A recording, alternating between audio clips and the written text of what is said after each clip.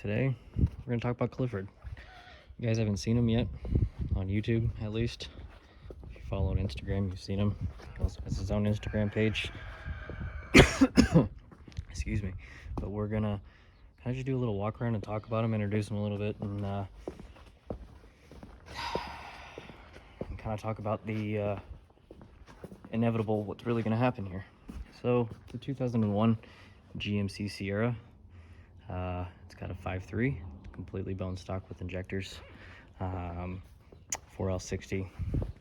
It's got a McGoffey's 4.6 drop kit on it, 22-inch wheels.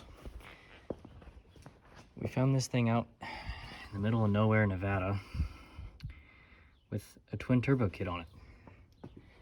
And it was cheaper than buying a stock ragged out regular cab short bed, so it was kind of a no-brainer. So I believe these are like twin 54s.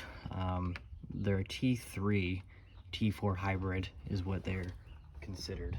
So they're babies, little baby turbos, external wastegates. But from everything that I've found, this is very similar, if not the same, to the MMI kit, which is out there for these trucks. I really haven't been able to find a ton of information about people who've used these kits before. So if anybody has, I'd be all ears.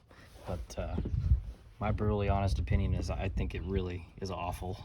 But this isn't a review. This is me talking about the truck, because this is our new shop truck, and it's gonna be extremely fun for you guys to watch and for us to blow up.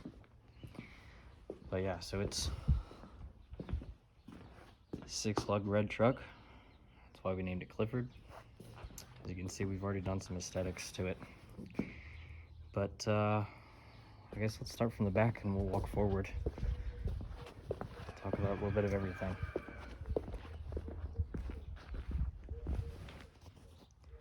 So we put new taillights on them. Amazon like $100. Got a roll pan from Summit. As you can see, the tailgate is shaved, and we relocated the tailgate latch to inside the trunk on the inside. It was previously like that when we got it, but the handle was gone and the plate was broken. The Bondo all over the back of the bed was cracking and coming off. I've got actually a big piece of it that came off.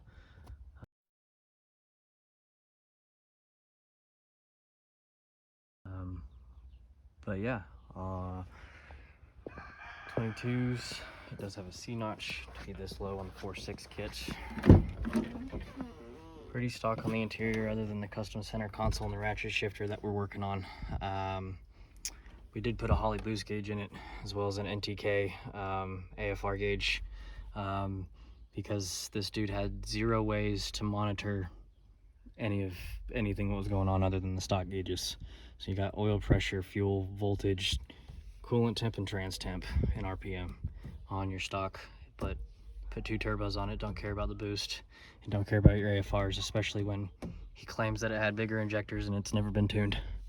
I'm extremely surprised that it runs the way it does, if that is honestly the case.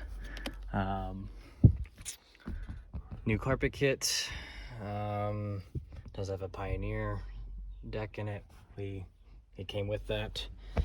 It's got this monstrosity down here, which is like a keyless entry stuff, but we didn't get any of the remotes or anything with that, so I'm just waiting to find some schematics to figure out how I can just cut this out and rewire it. So yeah, custom center console. Cool little thing. Thinking about putting the speaker back there. AC and heat works. Still on the GM OE EFI.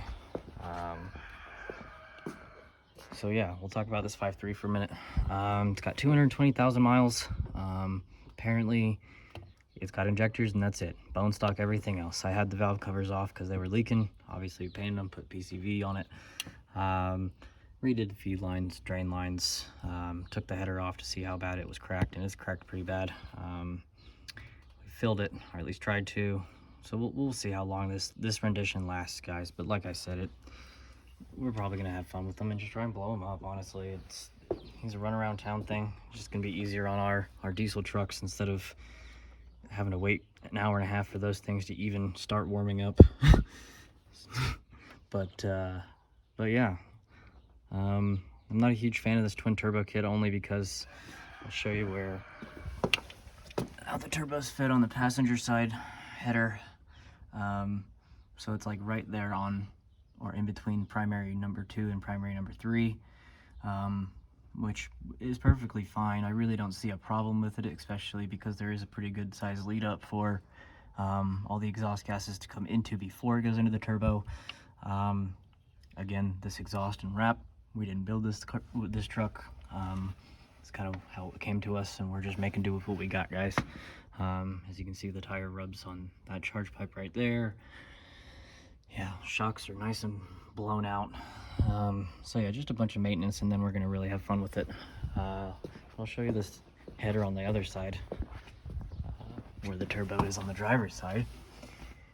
So this, you can see it pretty good. You cannot get to that spark plug, guys, with this header on. You have to pull the whole entire header on turbo kit off.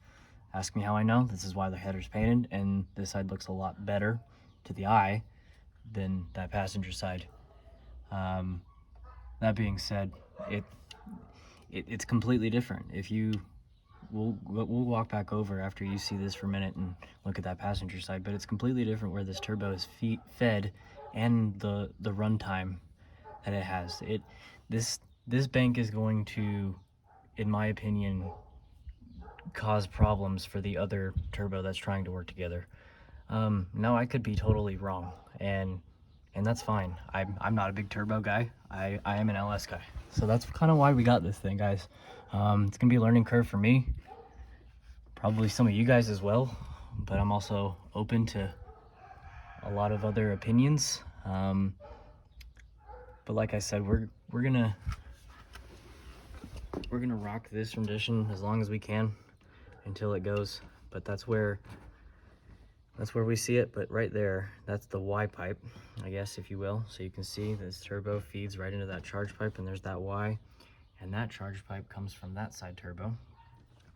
So you see how much further that side turbo has to feed into the intercooler. And you also see how much different of a run-up there is on this header for that turbo than the other side. I just think that this whole kit is really inefficient, in my opinion, especially with the turbo LSs that I have messed with. Like I said, I don't claim to be a turbo LS guru by any means. I know my way out around an LS. I mean, we own kind of a swap hot rod race car shop, guys, so we know how to make some power. But this isn't going to be a full-on race car nice build as of yet. But yeah, so this is Clifford. I just wanted to introduce him and get your guys' thoughts on him, and see what you guys think. He's nothing special, but it's a regular cab short bed, and man, it's fun to drive when it does work right. All right, guys, don't forget to like and subscribe.